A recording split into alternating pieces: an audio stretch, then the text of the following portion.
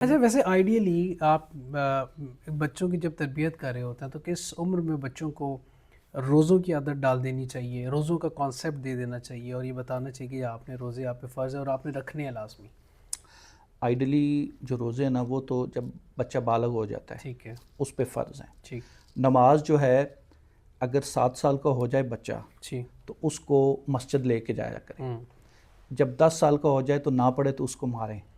یہ ہوں، نبی صلی اللہ علیہ وسلم کی حدیث ہے. ہوں، لیکن جو روزہ ہے نا وہ جب وہ بالغ ہو جائے اس وقت اس پہ فرض ہے. ہوں، لیکن اس سے پہلے آپ اپنے بچوں کو جو 10 سے اوپر ہو گئے ہوں، اگر وہ مثلا جیسے اب سردی کے روزے ہیں کوئی اتنا مشکل نہیں ہے، اگر وہ رکھنا چاہیں تو ان کو انکریج کریں. ہوں، ٹھیک ہے.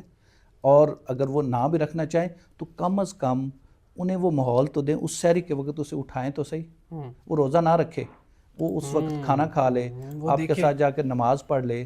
اس کی وہ ٹریننگ تو ہو جائے گی نا کہ اس ٹائم پہ اٹھنا ہے. اس ماحول میں جو ہے وہ اس ماحول کو دیکھے گا اور فیوچر میں پھر اس کی عادت بن جائے گی.